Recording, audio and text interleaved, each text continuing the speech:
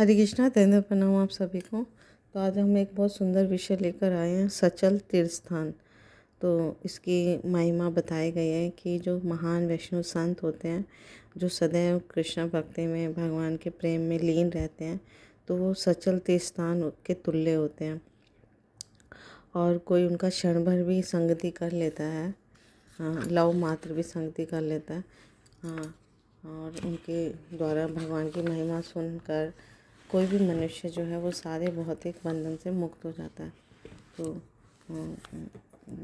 श्रीमद् भागवतम में जगह जगह पे श्लोक आते हैं जहाँ पे बताया गया है कि तीर्थ स्थानों और भगवान की जो प्रतिमाएं होती हैं उनकी भी एक महिमा है, अपनी महिमा है, वो महान है, परंतु उनका जो प्रभाव होता है वो दीर्घ काल में दिखाई देता है। ये तीर्थ स्थान या भगवान के विग्रह किसी स्थान विशेष पर स्थित होते हैं तो हमें वहाँ जाना पड़ता है, उनका संग करना पड़ता है और तब उसका हमें लाभ उठा सकते हैं हम उसे।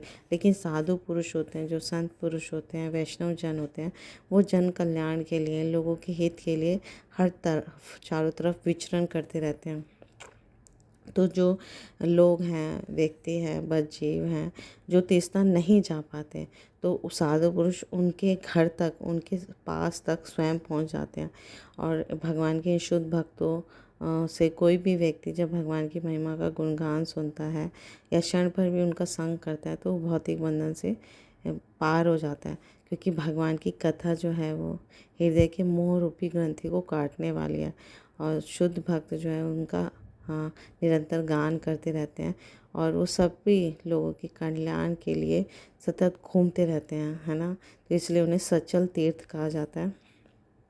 तो युधिष्ठिर महाराज भी विदुर जी से इसकी महिमा कहते हैं और विदुर जी का यशोगान करते हैं कि हे प्रभु, आप जैसे भक्त जो हैं वो निश्चय ही साक्षात पवित्र स्थान होते हैं, क्योंकि आप भगवान को अपने हृदय में धारण किए रहते हैं। अतएव आप समस्त स्थानों को तीर्थ स्थान में परिणत कर देते हैं। तो जहाँ भी ये संत पुरुष जाते हैं वो स्थान जो है वो तीर्थ स्थान बन जाता है। जैसे व्यास देव, नारद मुनि, सनत, चारों कुमार और भी बड़े बड़े जो वैष्णव हैं, आचार्य हैं, होते हैं, वो सभी जहाँ भी जाते हैं, जहाँ भी उनके चरण कमल पड़ते हैं, वो तीर्थ स्थल बन जाता है। तो श्रीमद् भागवतम का प्रथम स्कंद का 13वें अध्याय का 10वां श्लोक है ये, जिसमें युधिष्ठिर महाराज नारद मुनि को उनकी महिमा बता रहे हैं, संत पुरुषों की महिमा बता रहे हैं, उनका यशोगान कर रहे हैं। तो हमारे एक बड़े वैष्णव आचार्य हैं श्री नरोत्तम दास ठाकुर, उन्होंने भी बहुत सुंदर सुंदर गीतों की रचना की है, जिसमें वो वैष्णवों का संग का लाभ बताते हैं और कहते हैं कि हे गोसाई, हे वैष्णव गोसाई, है ना, हे वैष्णव जन, हे शुद्ध भक्त, आप मेरे ऊपर करुणा करो, क्योंकि तुम्हारे बिना पतित जीवों के पावन करने वाला और कौन है। क्योंकि ऐसा परम दयालु प्रभु कहाँ पाएगा, जिसके निकट जाने मात्र से सारे पाप दूर चल जाते हैं।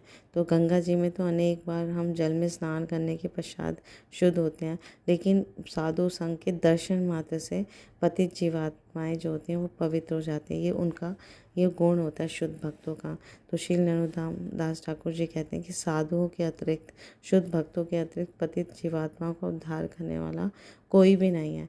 तो इनके संग मात्र से सारे पाप विनष्ट हो जाते हैं और शुद्ध भक्त का दर्शन मात्र से ही वो पवित्र कर देते हैं। तो हमें सदा ही साधु संघ के लिए लालायित रहना चाहिए और उनकी सेवा करते हुए उनकी कृपा की याचना करनी चाहिए, क्योंकि साधुओं की कृपा से, शुद्ध भक्त की कृपा से हमें अहेतु की भक्ति मिलती है और भगवान के ऐसे भक्त बहुत ही दुर्लभ होते हैं। तो हमें सचल तीर्थ स्थानों का पूरा लाभ उठाना चाहिए।